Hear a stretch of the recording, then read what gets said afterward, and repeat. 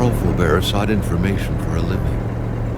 That is to say that ever since he returned from Korea, after having served with the armed forces, he had been working as a private investigator in Montreal. William Hamilton, a rich industrialist, had gotten in touch with him regarding a simple vandalism issue. Nothing to write home about. Not worth hiring a private eye either, just so he can drive for hours on rough roads. But that's how it had always been.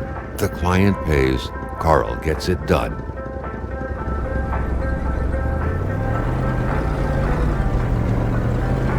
They had set up to meet at the general store, his client's business. Well, actually, the entire village had William Hamilton's name written all over it.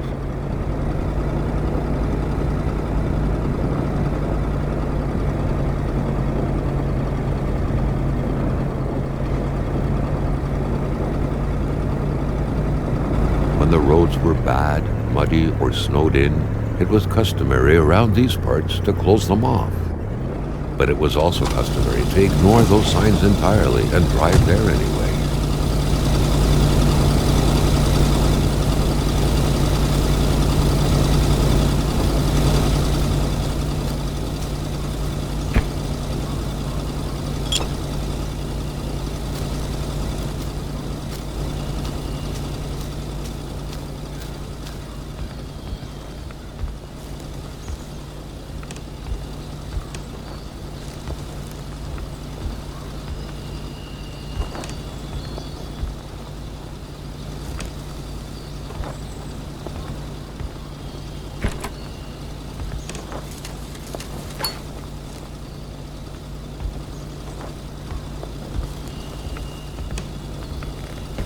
Emperor Duplessis, in spite of his conservative agenda, did a good job in colonizing the rural north, which helped to re-establish the region as an integral part of the province of Quebec.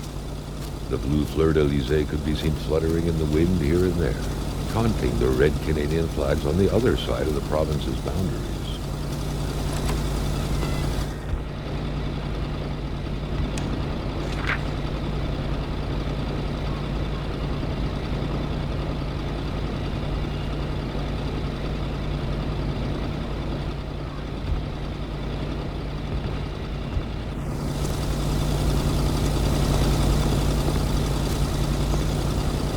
Still not a soul in sight. There was no point in waiting any longer.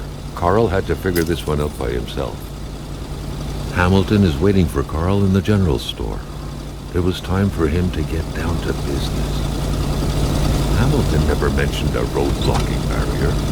Why was it needed here in the back of Beyond? That would, however, be a mystery for another day. Carl had waited long enough for someone to come and raise it.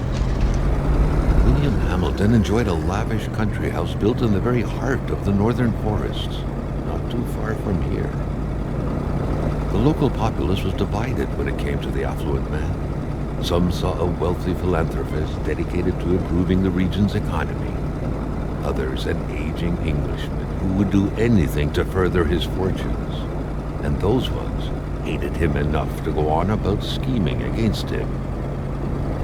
Hamilton had recently acquired a few local businesses, but the last straw was the reopening of a mine, which gave rise to a wave of protests and threats from the Cree people. Given these circumstances, Carl reckoned that a good number of people must be feeling compelled to oppose Hamilton in one way or another. So far, only the industrialist's house had been a target, but soon enough, the target would become the man himself.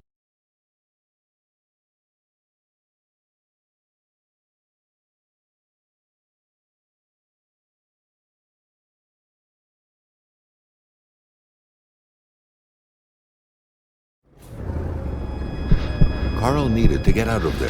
The cold and the pain required urgent care.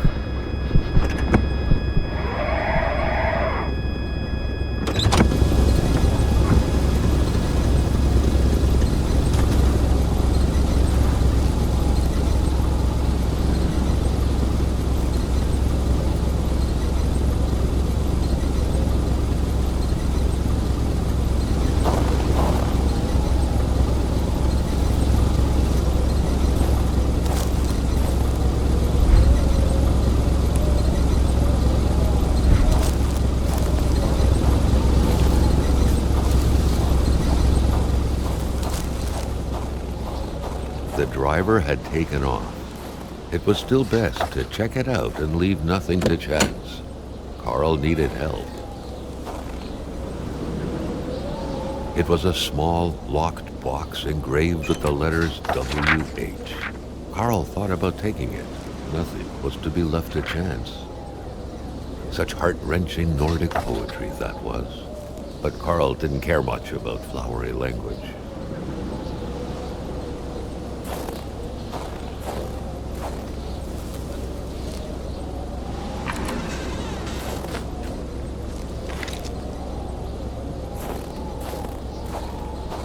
It was so cold. Already Carl did not feel his toes anymore.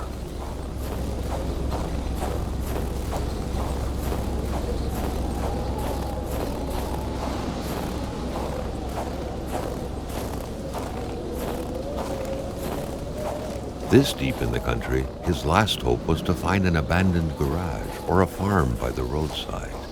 His life depended on it.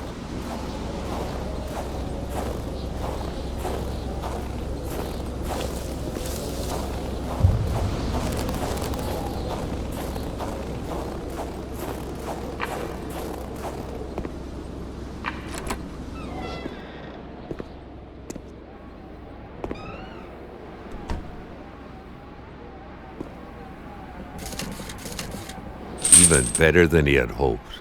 Carl Faubert had succeeded once more and was now on his way to new adventures.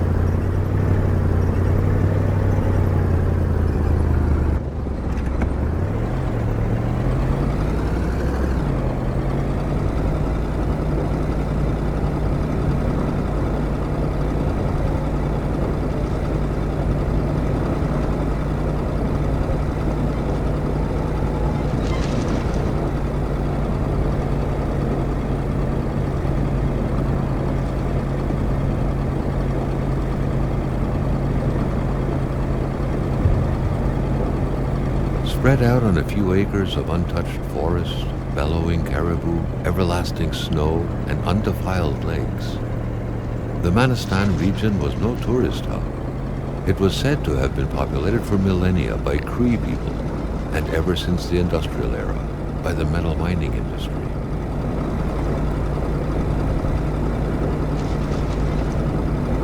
The truck was running on fumes. Good thing that the general store was close by.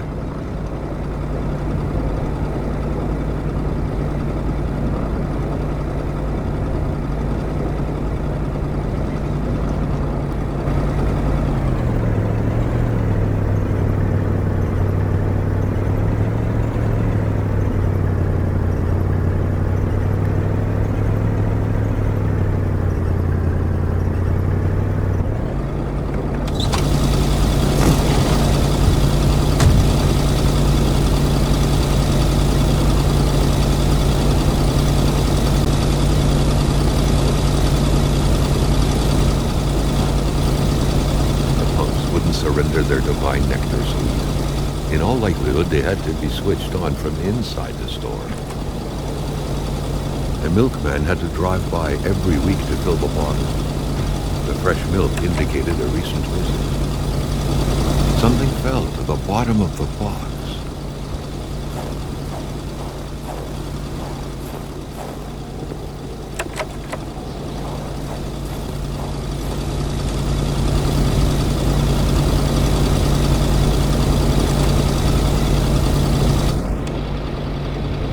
Carl had no trouble recognizing his employer. He had been killed. There was no need to be a detective to figure that out. But only a detective could have noticed that the killer had to have been very close, that the fatal blow had been given before the victim even realized.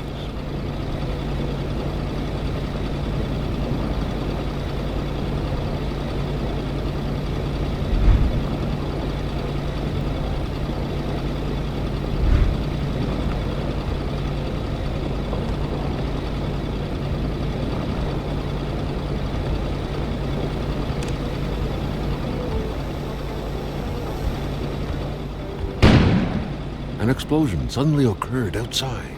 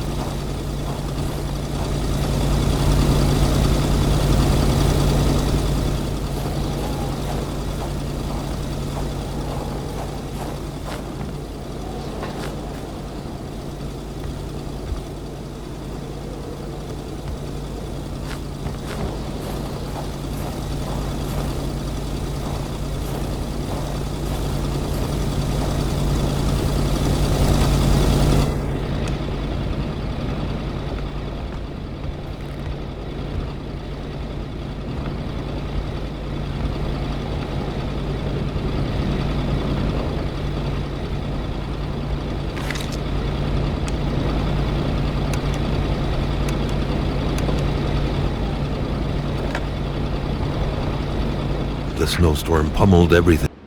Carl knew that Gilles Lachance was in charge of the general store. That made him one of Hamilton's employees. A very angry employee, as Carl could plainly see.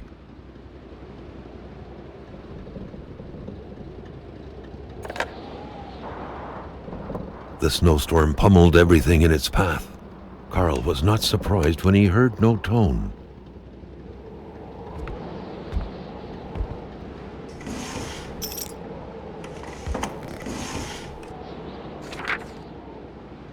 According to that log, it seemed like the whole village owed some money to the general store. Carl was far more interested in the bunch of nearby addresses he had just gotten his hands on, though.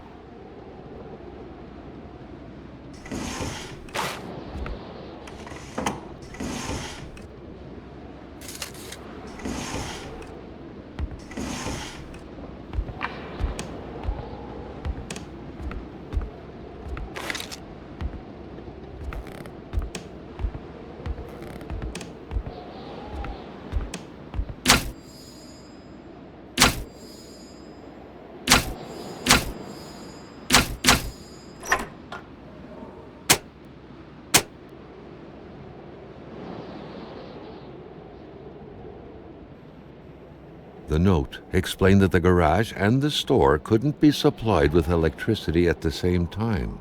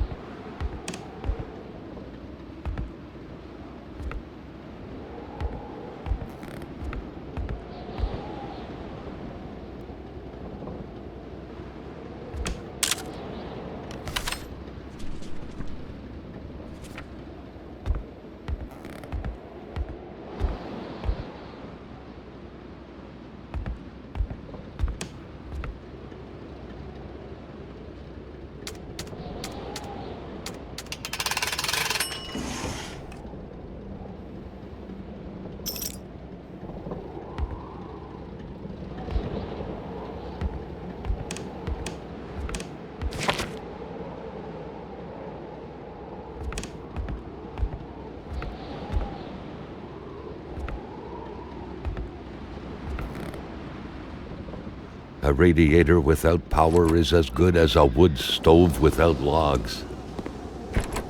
A milkman had to drive by every week to fill the bottles. The fresh milk indicated a recent visit. The murder weapon. What was that doing there, Carl wondered. Hamilton must have been determined to keep some information secret to post this key. Shame he got unlucky. Everything made sense now.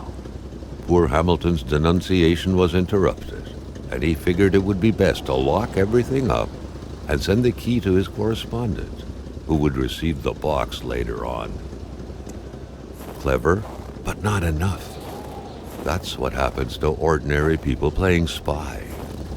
The pumps wouldn't surrender their divine nectar so easily.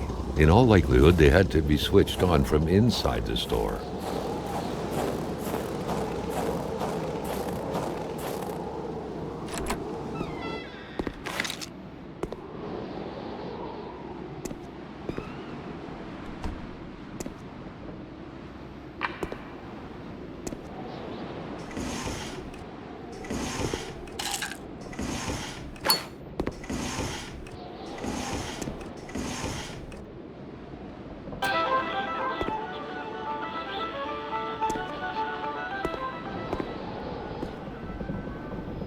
Staring intently at the controls won't be enough to make that lift budge. The poor thing was out of power.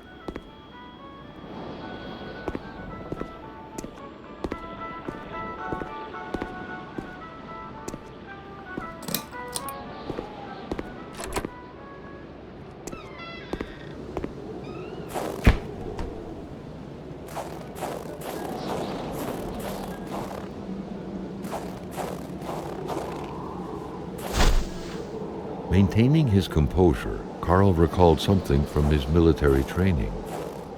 Wolves always stay away from populated areas. Wait, was it about bears? Hate was in the air. Seems like some villagers barely tolerated each other.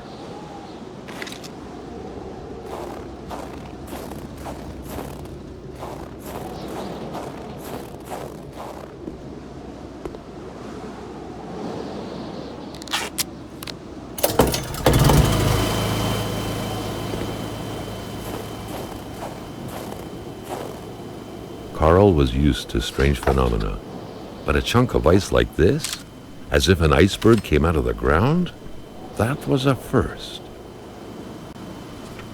Prince? Carl found a surprise at every turn. Was the camera faulty, or was there a possible lead?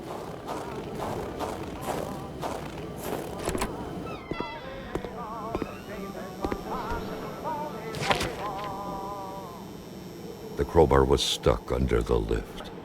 Notwithstanding Carl's imposing stature, car lifting wasn't part of his skill set yet. At long last, the crowbar was within Carl's grasp.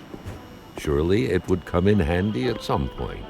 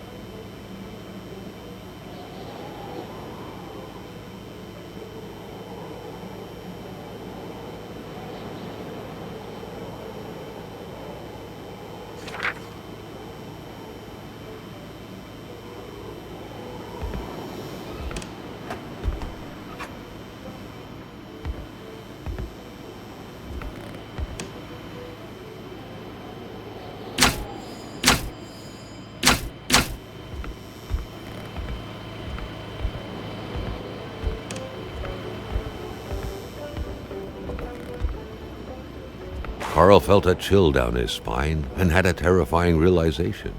If Hamilton was dead, then who was going to pay him?